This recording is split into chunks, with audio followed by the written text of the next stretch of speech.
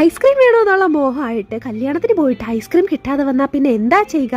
രാത്രി 11 മണിക്ക് ഐസ്ക്രീം വേണമെന്ന് പറഞ്ഞ് ഫ്രൂട്ട് ബേയിലാണ് ഞങ്ങളെ കൊണ്ടെത്തിച്ചിരിക്കുന്നത് കേട്ടോ.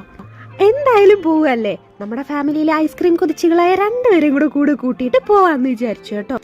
കാരണം ഏത് നട്ടപ്പാതിരാത്രിക്ക് വിളിച്ച് ഐസ്ക്രീം വേണമെന്ന് ചോദിച്ചാലും യെസ് എന്ന് മാത്രം പറയാൻ അറിയാന്നുള്ള രണ്ടുപേരാണ് ഇവർ കേട്ടോ, സി ജെയും ആൻറ്റിയും. എല്ലാവരും ചോദിക്കാറുണ്ട് സി ജെ ഹയയായിട്ട് വല്ലാത്ത സ്നേഹത്തിലാണല്ലേ എന്ന്.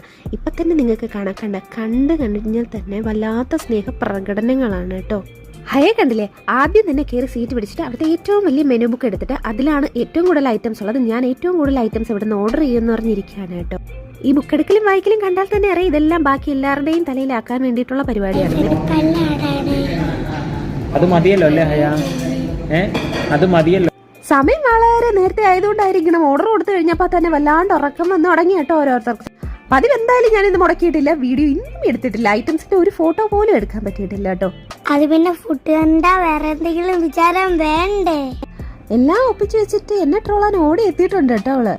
എവിടെ ഫുഡ് അടിക്കാൻ പോലും അവസാനത്തെ അവസ്ഥ എന്ന് പറയുന്നത് വയറെല്ലാം കൂടെ ഫില്ലാക്കിയിട്ട് എഴുതേക്കാൻ പറ്റാതെ ഒരു 1/2 മണിക്കൂർ അവിടെ ഇരുന്ന് നമ്മുടെ പണ്ടത്തെ ഓർമ്മകളും തള്ളുകളും കത്തിവെക്കലുകളും എല്ലാം കഴിഞ്ഞിട്ട് അവിടെ നിന്ന് അനങ്ങാറുള്ളൂ കേട്ടോ. The jingle stars like glowing but the gems are floating like crimson pearl. Hi, beautiful people.